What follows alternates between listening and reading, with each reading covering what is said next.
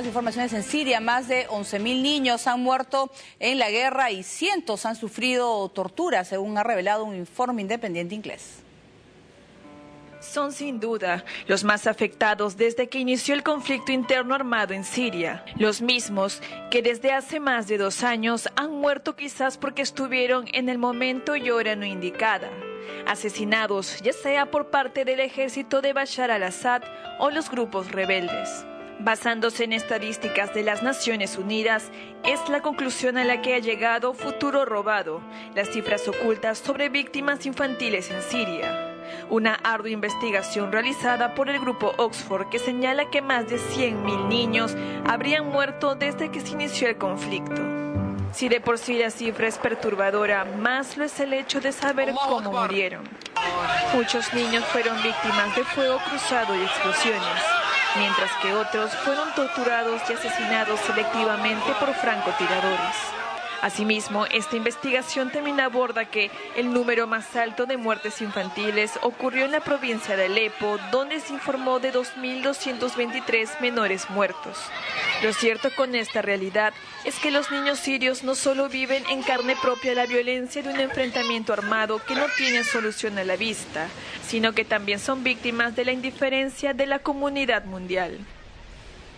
Muy bien, vamos a ir con otros temas. En Ucrania, un grupo de indignados ha protestado por una iniciativa que busca que el país deje de formar parte de la Unión Europea para fortalecer su relación con Rusia. Decenas de miles de indignados ucranianos se concentraron en el corazón de Kiev, con el objetivo de manifestarse en contra de una reciente decisión gubernamental que afectaría el futuro económico de este país. Esta decisión, que no ha gustado nada a los ciudadanos, desliga al gobierno de cualquier asociación política y comercial que pudiera tener con la Unión Europea.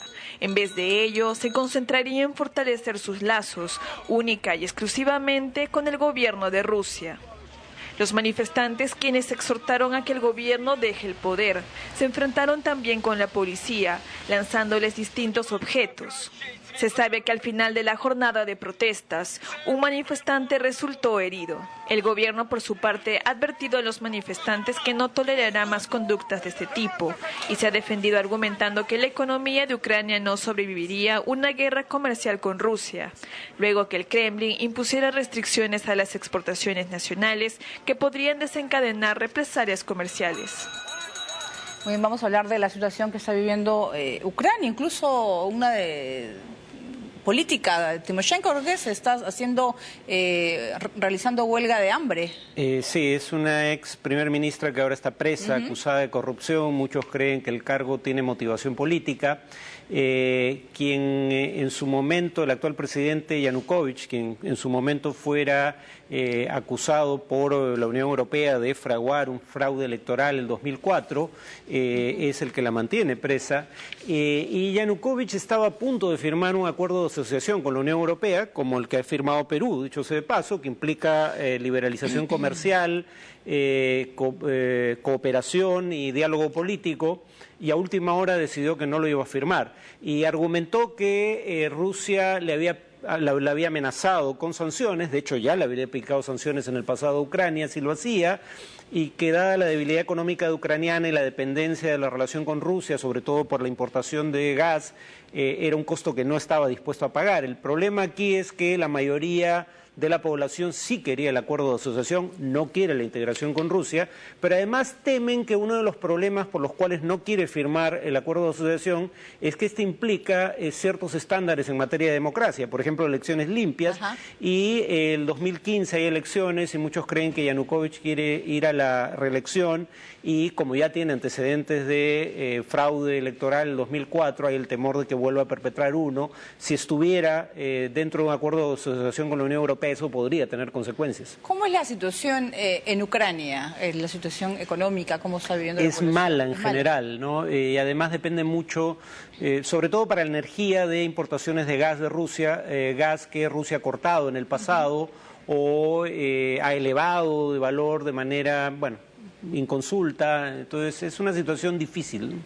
Muy bien, ahora nosotros nos vamos a Indonesia. Ya fueron evacuadas más de 15.000 personas tras la erupción del volcán Sinabung. Cenizas volcánicas de hasta 8.000 metros de altura se registraron en 2 volcanes que entraron en erupción en el monte Sinabung, por lo que autoridades locales ordenaron la evacuación de más de 15.000 habitantes de 17 villas a refugios temporales donde se les brinda alimentos y un espacio donde pasar la noche. Hasta el momento hemos registrado más de 11.000 personas en el refugio y creo que el número aumentará, junto con una mayor actividad del volcán. Todavía estamos en el proceso de recolección de datos y enviamos a los aldeanos a 25 refugios que proveemos.